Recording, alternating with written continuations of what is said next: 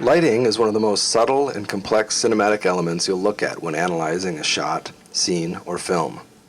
When we talk about light, we're not just talking about illumination. We're also talking about the byproduct of illumination, otherwise known as shadow. Lighting is all about how light and shadow work together. A lighting ratio is an easy way to think of this relationship. The ratio refers to the relative relationship between the illumination and shadow in any given shot, or even the light and shadow on a single subject within that shot. Let's start with just a key light. The key light is typically the biggest and brightest light that illuminates one part of the subject and casts shadows on another part. If all we have is the key light, then we have a high ratio, or high contrast, between bright illumination and dark shadow. A high ratio like this creates a look called low-key lighting. This term can be sort of confusing since a high contrast, high ratio creates low-key lighting. Now we'll bring in a fill light. The fill light is appropriately named because it's used to fill in shadows. With just a little fill light, like this, we still have relatively deep shadows and thus a high ratio, but you can see a little more detail within those shadows. As we add more and more fill light, the ratio, or difference, lowers until you can see lots of detail in the shadows, and there's not nearly as much difference at all between the shadow and illumination. This is a low ratio, which is called high-key lighting. Yeah, I know it's counterintuitive. Here's how I remember which is which. In my head, I just substitute fill for key. High fill equals high key lighting. Like this. Or this. Or this. Or this. High key is typically used for comedies and less dramatic situations. Back to Corey. Still lit high key. Let's lower the fill until we're back to low key lighting, which is easy to remember if you think low fill. See what I mean? Here are some other examples of low key lighting. Low-key lighting is associated with crime dramas, horror films, darker and more dramatic stuff. Got it? Actually, no, you haven't, because there's more.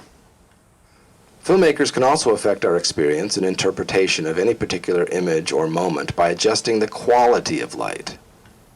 Corey is being lit now with hard light, which means light coming directly from the source. Hard light picks up every detail and creates a very clear, defined line between shadow and illumination. And if you shoot it low-key like this, it can create a very high contrast look.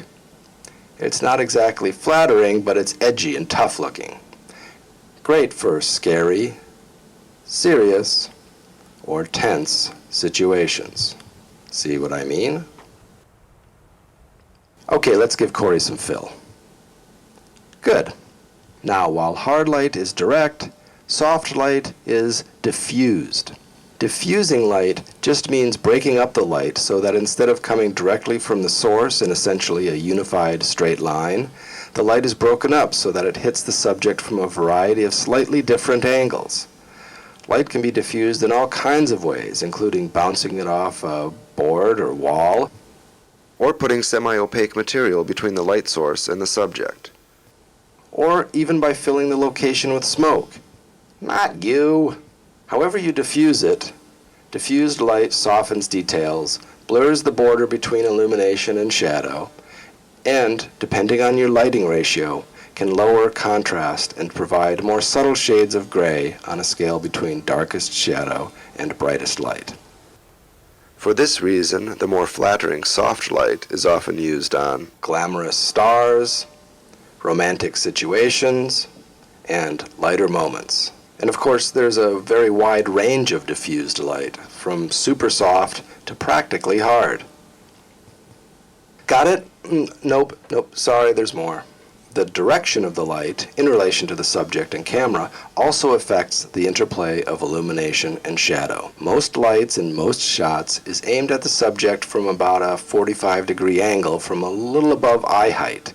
That's what looks most natural because that's where most light naturally comes from in our world. Lamps, windows, light fixtures, and of course the sun. It also allows for those places where our faces protrude, brow, nose, cheekbones, to catch light and cast shadows so that they appear three-dimensional. This is known as modeling. But the filmmaker can always diverge from this more normal lighting direction in order to alter the way we experience and interpret the character or situation. For example, there's backlighting. The light is now behind the subject, facing the camera.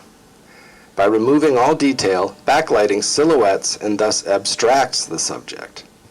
Handy for threatening characters or for differentiating noble or superior characters. Sort of the low angle of lighting directions.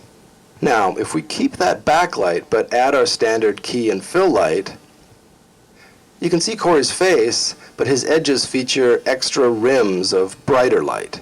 This, appropriately named edge lighting or rim lighting, is a common method of making the subjects stand out from the background, kind of like tracing or outlining subjects in light.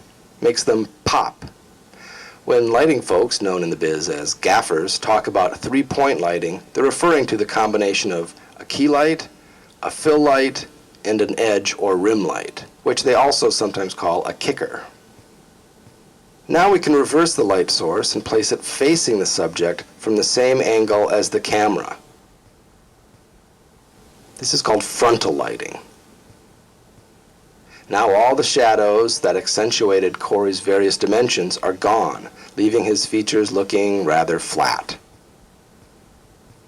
Depending on your context, there are all kinds of uses for frontal lighting, such as making our normally beautiful heroine look harsh and unforgiving during a police interrogation, or accentuating the rather bland personality of a dim-witted or gullible victim.